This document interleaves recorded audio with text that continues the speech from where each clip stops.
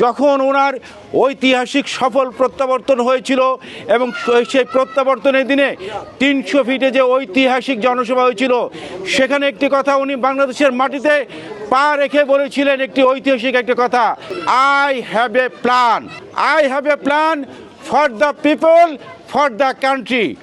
উনি যে তারেক রহমান সাহেব, উনি যে একটা বাংলাদেশে এসেছিলেন ওনার একটা পরিকল্পনা নিয়ে এদেশের মানুষের জন্য, এ দেশের জন্য, জনগণের জন্য, সেই পরিকল্পনাগুলো কিন্তু ইতিমধ্যে উনি আমাদের সামনে কিন্তু তুলে ধরেছেন। 15 বছর যে সংগ্রামটা আমরা করেছিলাম, অনেকে রক্ত দিয়েছিলাম, কান্দায় পানি দিয়েছিলাম, ঘাম দিয়েছিলাম, সবকিছু একসাথে মিশে আমাদের ত্যাগ স্বীকারের পরে আগামী 12 তারিখে বাংলাদেশে আবার একটা সুস্থ নির্বাচনের পরিবেশ ফেরত আসতে যাচ্ছে।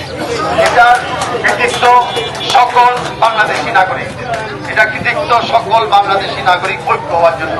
আর সবচেয়ে বড় কৃতিত্ব আমি জানাই আমাদের খালি বিএনপির চেয়ারম্যান নয়, বা বাংলাদেশের একজন নেতা, তরুণদের নেতা, অহংকার জনাব তারেক রহমান সাহেব।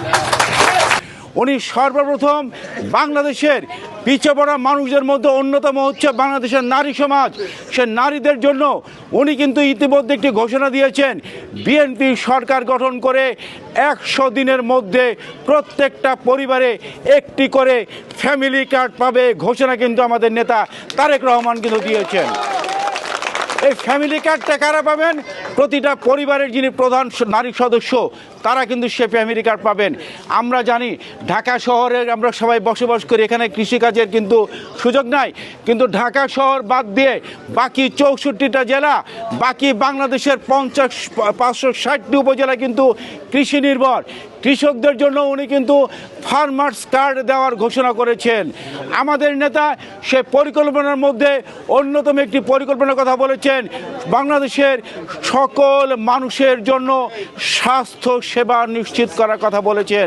এবং পাশাপাশি আমাদের নেতা জনাব তারেক রহমান ঘোষণা দিয়েছেন, বিএনপি সরকার গঠন করে আগামী 6 মাসের মধ্যে বাংলাদেশের 1 কোটি তরুণের চাকরি নিশ্চয়তার কথা বলেছেন আমাদের নেতা জনাব তারেক রহমান।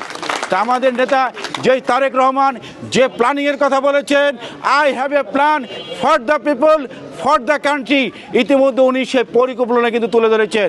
আজকে অত্যন্ত দুঃখের সাথে বলতে হয়, বাংলাদেশ সৃষ্টির পর থেকে বাংলাদেশের শহীদ প্রেসিডেন্ট জিয়াউর রহমান বাংলাদেশের গার্মেন্টস শিল্প করে নারীদেরকে সেখানে একটি কর্মসংস্থান তৈরি করা হয়েছে, যে 1,20,00,000 গার্মেন্টস শ্রমিকের মধ্যে যেখানে 80 লাখই হচ্ছে নারী শ্রমিক।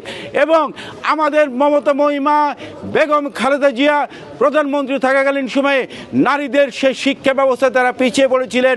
বেগম খালেদা জিয়া নারীদের ক্লাস 1 থেকে এসএসসি পর্যন্ত মেয়েদের কিন্তু সম্পূর্ণ বেতন ছাড়া কিন্তু শিক্ষা ব্যবস্থা করেছিলেন।